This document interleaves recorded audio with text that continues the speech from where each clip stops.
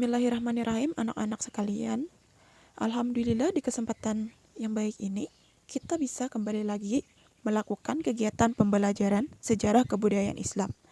Sebelum memulai pembelajaran kita pada hari ini, marilah kita bersama-sama membacakan basmalah. Bismillahirrahmanirrahim. Pada pembelajaran hari ini, kita akan mempelajari bagian bab 4, Islam dan kearifan lokal suku-suku di Indonesia, tentang tradisi Islam Melayu dan Minangkabau, yang mana dalam hal tersebut membuat kita dapat terus berkembang di masyarakat sehingga tercipta kebudayaan yang memberi manfaat bagi kita. Pada pembelajaran sebelumnya, kita membahas tentang Islam dan kearifan lokal suku-suku di Indonesia di daerah Jawa, yang mana kita dapat mengetahui banyak hal dari daerah tersebut, seperti sekaten atau grebek mulut, tahlilan, pengajian, peringatan hari besar Islam, takbiran, likuran, magengan, soranan, dan nyadran, serta lebaran ketupat. Baiklah, kita langsung saja membahas materi kita pada hari ini, yaitu kearifan lokal suku-suku di Indonesia tentang tradisi Islam Melayu dan tradisi Islam Minangkabau. Tradisi Islam Melayu. Tradisi Islam Melayu ini merupakan perpaduan antara tradisi nenek moyang masyarakat Melayu, khususnya masyarakat Riau, yang diwarnai dengan kebudayaan Islam. Tradisi dan berbagai upacara adat sangat teguh dipertahankan dengan kehadiran Islam. Maka kebudayaan mereka sedikit demi sedikit terpengaruh oleh Islam.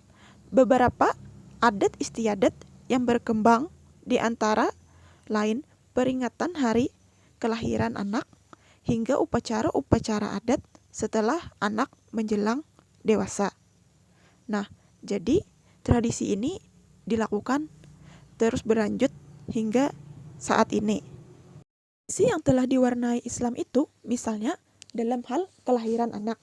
Apabila anak tersebut laki-laki, maka akan diajani, sementara apabila anak tersebut perempuan, akan segera disambut dengan iqamah, dan lidah bayi itu dititisi madu dengan menggunakan kain, dengan tujuan agar anak perempuan itu kelak selalu mengucapkan kata-kata yang manis bagaikan madu.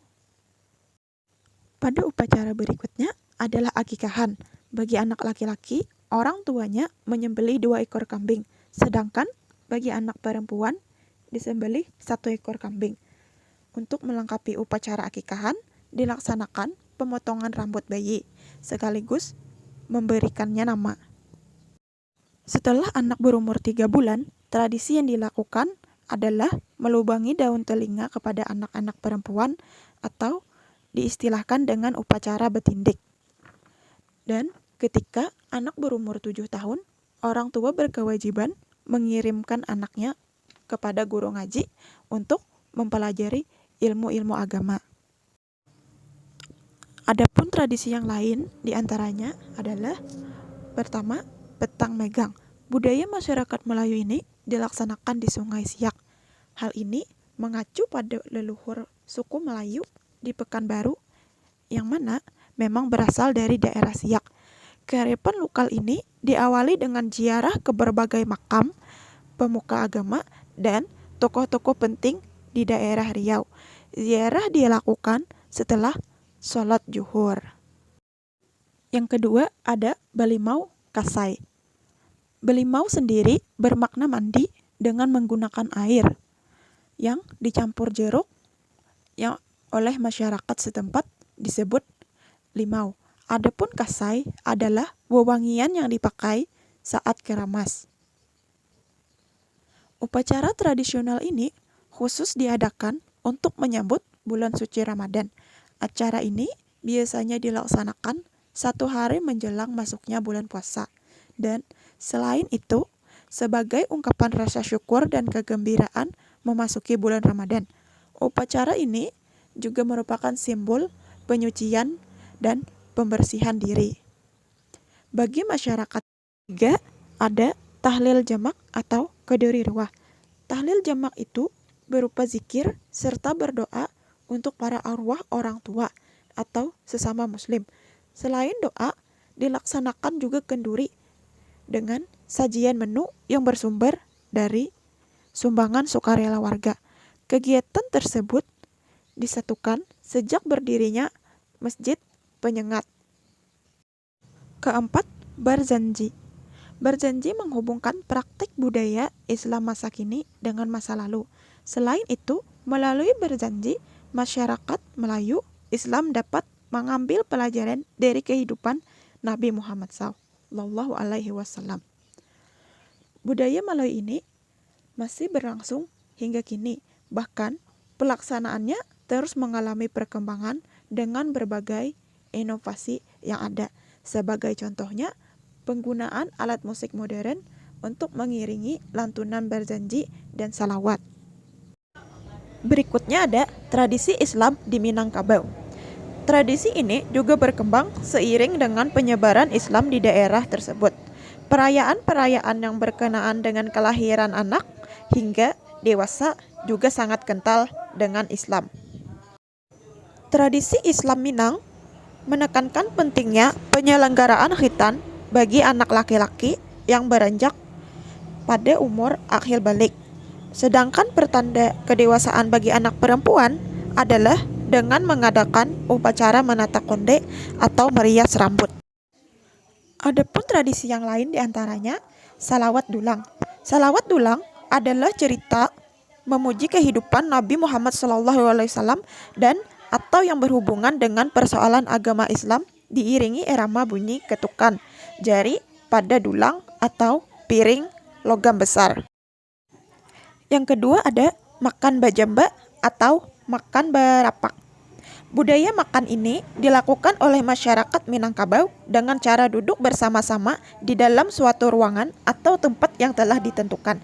Kearifan lokal ini pada umumnya dilangsungkan di hari-hari besar agama Islam dan dalam berbagai upacara adat, pesta adat, serta pertemuan adat penting lainnya.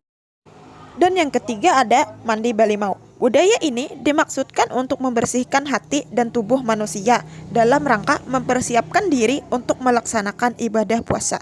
Masyarakat tradisional Minangkabau pada zaman dahulu mengaplikasikan wujud dari kebersihan hati dan jiwa dengan cara mengguyur seluruh anggota tubuh atau keramas disertai ritual mandi yang memberikan kenyamanan lahir dan kesiapan batin ketika melaksanakan ibadah puasa. Nah, jadi tradisi Islam di Minangkabau ini juga tidak terlalu jauh dari tradisi Islam Melayu. Seperti mandi balimau, yang mana di dalam tradisi Islam Melayu disebut balimau kasai. Dan juga ada makan bajambak, yang mana di tradisi Melayu bisa juga tahlil jamak atau rumah keduri. Nah, jadi budaya-budaya Islam di Indonesia ini sangat beragam. Dimulai dari tradisi Minangkabau, Melayu, serta ada juga di Jawa. Yang mana dalam tradisi-tradisi tersebut masih ada sampai sekarang dan tidak hilang oleh lekangnya waktu pada masa modern ini. Baiklah, sekian pembahasan materi pembelajaran kita pada hari ini. Semoga apa yang kita pelajari hari ini dapat bermanfaat bagi kehidupan kita. Salah hilap mohon maaf. Wabillahi taufik wal hidayah. Assalamualaikum warahmatullahi wabarakatuh.